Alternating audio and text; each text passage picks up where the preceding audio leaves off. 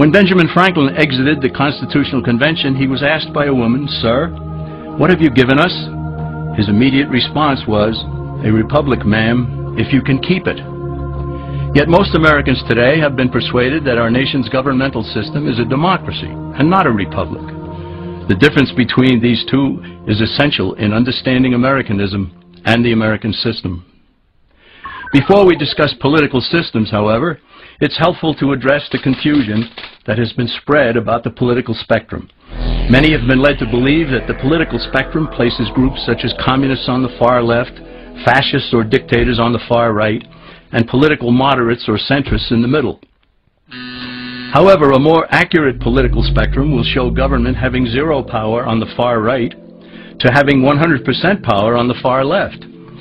At the extreme right, there is no government. The extreme left features total government under such labels as communism, socialism, Nazism, fascism, princes, potentates, dictators, kings, any form of total government. Those who claim that Nazis and fascists are right-wing never define their terms. This amounts to spreading confusion. Toward the middle of the political spectrum can be found the type of government limited to its proper role of protecting the rights of the people. That's where the Constitution of the United States is. Those who advocate such a form of government are really constitutional moderates. So let's analyze the basic forms of government. They are monarchy or dictatorship ruled by one, oligarchy ruled by a few, democracy ruled by a majority, republic ruled by law, and anarchy, which is ruled by no one. In discussing these five, we'll see that they can be narrowed down to even fewer. Looking first at monarchy or dictatorship, this form of government doesn't really exist in the practical sense. It's always a group that puts one of its members up front. A king has his council of nobles or earls, and every dictator has his bureaucrats or commissars, the men behind the scenes. This isn't ruled by one, even though one person may be the visible leader. It's ruled by a group. So let's eliminate monarchy, dictatorship, because it never truly exists. Oligarchy, which is ruled by a group, is the most common form of government in all history. And it is the most common form of government today. Most of the nations of the world are ruled by a powerful few, and therefore oligarchy remains. At the other end, we find anarchy, which means without government. Some people have looked over history and found that many of its worst crimes were committed by governments, so they decided that having no government might be a good idea. But this is a mistake, because as the ancient Greeks stated, without law there can be no freedom. Our founding fathers agreed and held that some amount of government is a necessary force in any civilized, orderly society. In a state of anarchy, however, everyone has to guard life, liberty, and property, and the lives of family members. Everyone must be armed, and movement is severely restricted because one's property has to be protected at all times. Civilized people have always hired someone to do the guarding, a sheriff, a police force, or some branch of government. Once law enforcement was in place, the people were freer. They could leave their property, work in the fields, and so on. In short, the proper amount of government makes everyone freer. There are some who advocate anarchy, however, not because they want no government, but because they don't like what they have. They use anarchy as a tool for revolutionary change. The condition of anarchy is very much like a vacuum where something rushes in to fill it. These calculating anarchists work to break down the existing government with rioting, killing, looting, and terrorism. Tragically, the people living in such chaos often go to those best able to put an end to it and beg them to take over and restore order. And who is best able to put an end to the chaos? The very people who started it. The anarchists who created the problem then create a government run by them, an oligarchy, where they have total power. This is exactly what happened in Russia that led to Lenin taking total power, and in Germany where Hitler's brown shirts created the chaos that brought him to power. But anarchy isn't a stable form of government. It's a quick transition from something that exists to something desired by the power-hungry. It's a temporary condition, and because it isn't permanent, we eliminate it as well. The word democracy comes from two Greek words, demos, meaning people, and kratein, meaning to rule. Democracy, therefore, means the rule of the people, majority rule. This, of course, sounds good, but suppose the majority decides to take away one's home, or business, or children. Obviously, there has to be a limit.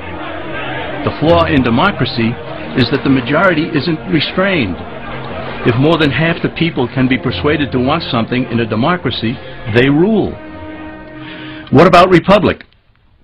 Well, that comes from the Latin, res meaning thing, and publica meaning public. It means the public thing, the law. A true republic is one where the government is limited by law, leaving the people alone.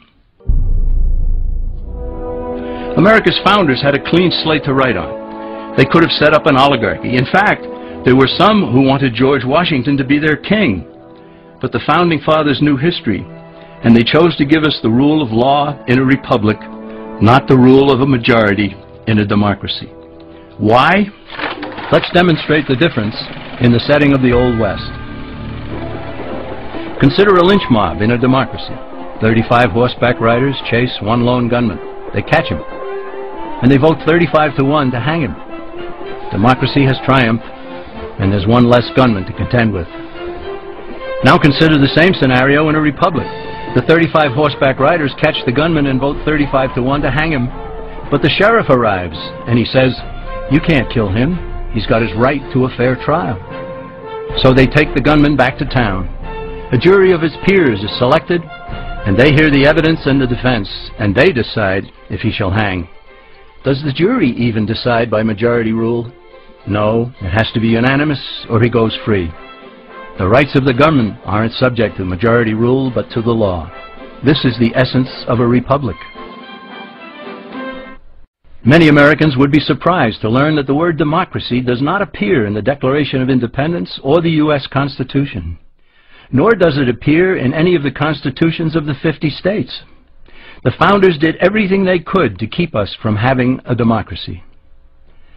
James Madison, rightly known as the father of the Constitution, wrote in essay number 10 of the Federalist Papers, "Democracies have ever been spectacles of turbulence and contention, have ever been found incompatible with personal security or the rights of property, and have in general been as short in their lives as they have been violent in their deaths."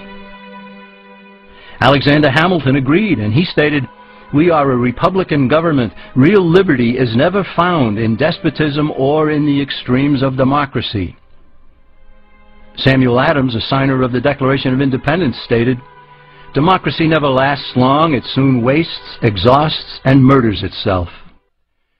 The founders had good reason to look upon democracy with contempt, because they knew that the democracies in the early Greek city-states produced some of the wildest excesses of government imaginable. In every case, they ended up with mob rule, then anarchy, and finally tyranny under an oligarchy.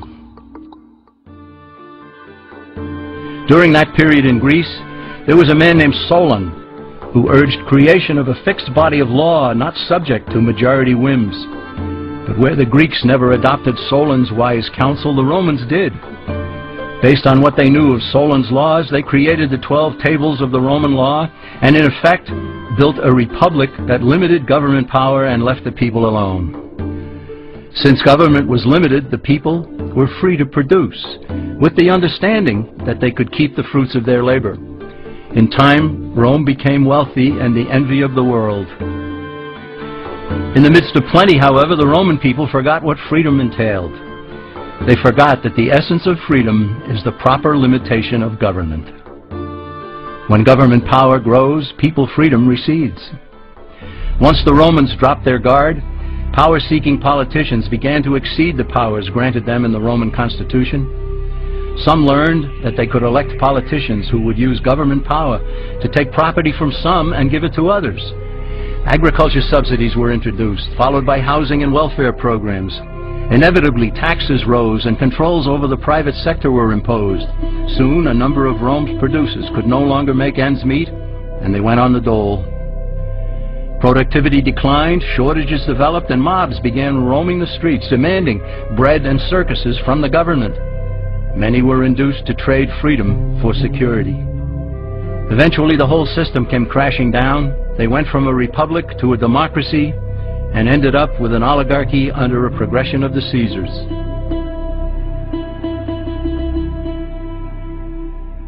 Thus, democracy itself is not a stable form of government. Instead, it is the gradual transition from limited government to the unlimited rule of an oligarchy. Knowing this, we as Americans are ultimately left with only two choices. We can keep our republic, as Franklin put it, or we will inevitably end up with an oligarchy, a tyranny of the elite.